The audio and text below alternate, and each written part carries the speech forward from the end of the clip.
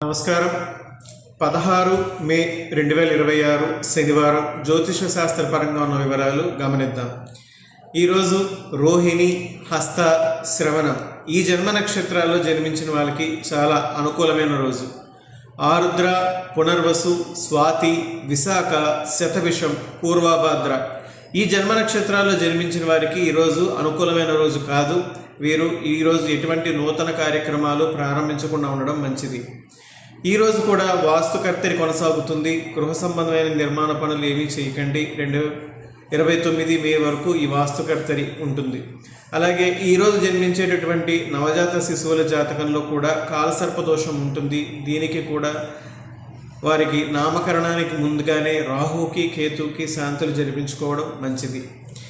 ఇక ఈరోజు జ్యోతిష శాస్త్ర పరంగా చూసుకుంటే అమావాస్య, అందులోనూ రవి మేషరాశి నుంచి వృషభ రాశికి సంక్రమణ చెందుతున్న రోజు.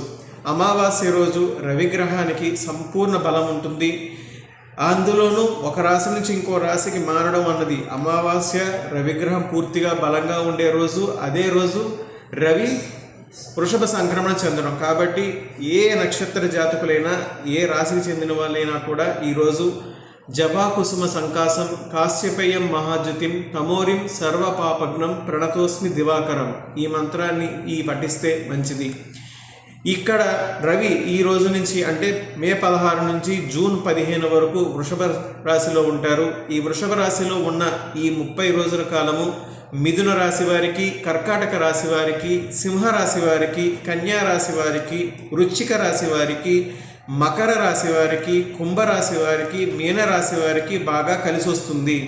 వీళ్ళల్లో మకర రాశి వారు చాలా బాగా లాభపడతారు. ముఖ్యంగా వారసత్వ సంబంధమైన లాభాల వల్ల కానీ, లేదా కోర్టు తీర్పులు సంబంధించిన విషయాల్లో కానీ, కుటుంబ గౌరవ ప్రతిష్టలు పెరగడంలో కానీ మకర రాశి వారు ఈ నెల రోజులు చాలా లాభపడతారు.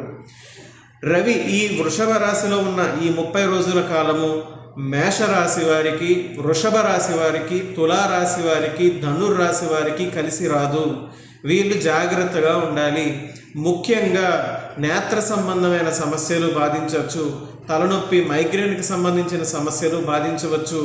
అదేవిధంగా రవిగ్రహ బలం లోపించింది కాబట్టి చాలా సులువుగా వడదెబ్బకు లోనయ్యి అనారోగ్యం పాలవుతారు. జాగ్రత్తగా ఈ వేసవి కాలంలో ఉండడం మంచిది.